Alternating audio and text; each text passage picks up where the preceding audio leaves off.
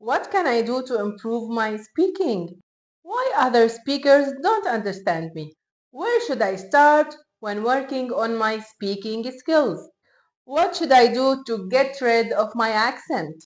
Hello everyone, thanks for joining me in this video. If you are new here, then welcome. I'm Jeihan. I get these types of questions literally every other day. Speaking is important. It is this unique way for people to communicate and get their ideas across. And I know it is sometimes difficult to deliver the message to another speaker or to the listener in another language or in non-native language, and especially English, because English is an international language and it can open so many doors for you, and it can also help you on both professional and personal levels. We all know this, right? Well, we also know that we have to practice. We actually have to get these sounds, words, and sentences out of our mouth every single day, as much as possible, because it's a key.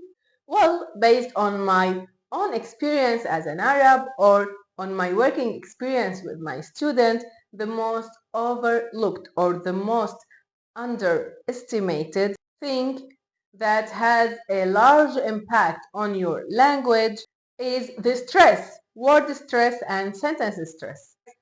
Actually, not getting the stress correctly messes people's pronunciation. Maybe you have heard that English is the stress-timed language, which means that some syllables are longer stressed and some syllables are shorter stressed, compared to syllable timed language, where each syllable takes approximately the same amount of time, putting the stress in the wrong place, which makes it difficult for a native speaker to understand that word. It can basically change the whole meaning. However, putting the stress in the correct place or in the correct position usually helps us with knowing where a true vowel has to be pronounced, and all the rest of the syllables should be reduced, meaning that those other vowels should be pronounced as a schwa.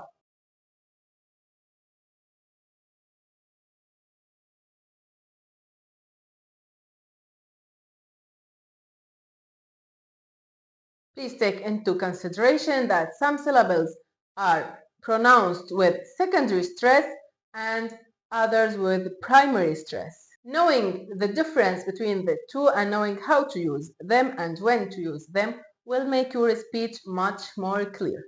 I'll give you a couple of examples. Consequence, not consequence. Important, not important. Hotel, not hotel. Regular, not regular. Vegetable, not vegetable. Difference, not difference. Interpreter, not interpreter. Then we have photo, photograph, photographer. Regarding compound nouns, the stress usually goes on the first syllable, such as cartwheel, not cartwheel. Background, not background. Forecast, not forecast. Now consider these words pairs, where changing the stress is changing the meaning of the word. Contract and contract. Present and present. The same goes for sentences. In a sentence, we stress content words that are important for a message. Therefore, we need them to stick out.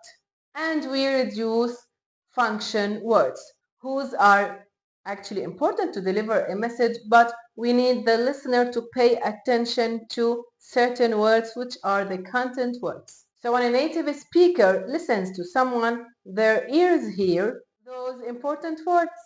That's how they get the gist of a message. On the other hand, when people stress every single word, thinking that they are being very clear, or when they stress a wrong word in a question or a sentence, it will take the native speaker a second to think of what the other person has to say. Consider these examples. They will give you an idea about stressed and reduced words. When you say them, you can clap to feel the rhythm. Cows eat grass. The cows eat the grass. The cows are eating the grass. The cows have been eating the grass. It's a great illustration of a stress-timed language. Even though each sentence has a different amount of words, it takes the same amount of time to say them because of this contrast among stressed and reduced words. The cow have been eating the grass. Nobody talks like this. Now listen to this example. The cows are eating the new grass.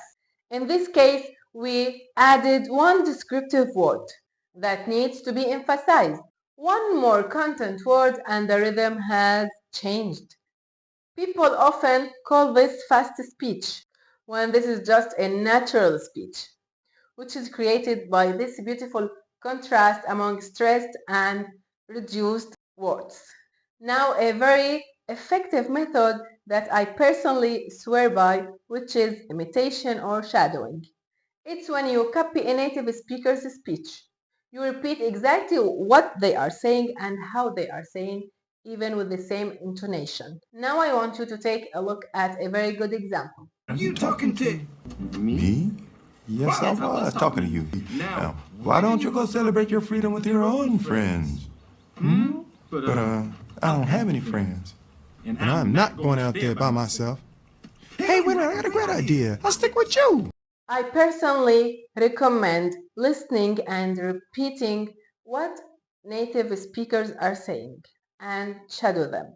Of course, when you come across a word that you don't know or you are not sure about its meaning, so check it up, check its pronunciation, the spelling, the meaning.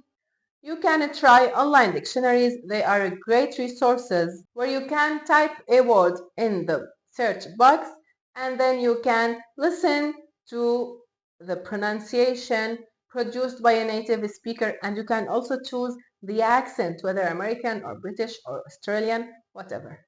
Now let's talk about the rules of the stress. Please take into consideration that there are a lot of exceptions because, as you know, English is a language of exceptions.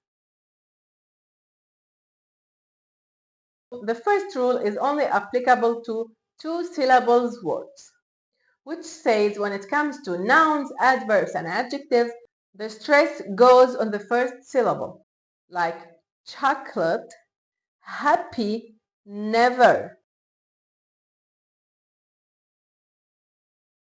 In most two-syllables verbs, the stress goes to the last syllable. Embrace, decide.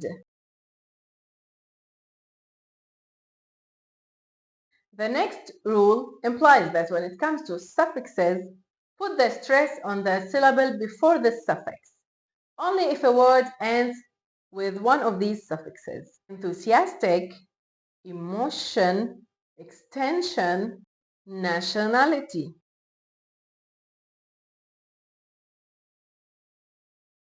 Put the stress two syllables before the suffix only if the words include these suffixes. Agency, democracy, apology, geology.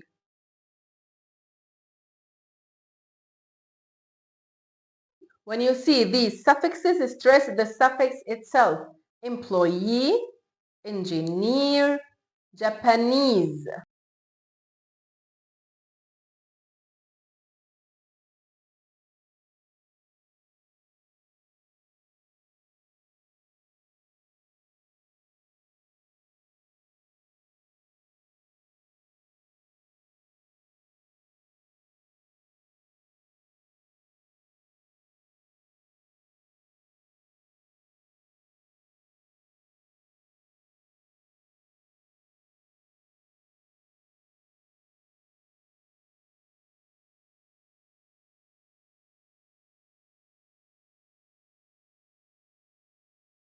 Well, that was a lot of information to digest, but it's a good thing that you can always watch it again if you forget anything. Hope you found it useful. If you're not yet subscribed, hit the subscribe button and click that bell icon if you want to get a notification every time we post a new video. I'll see you in the next video. Bye.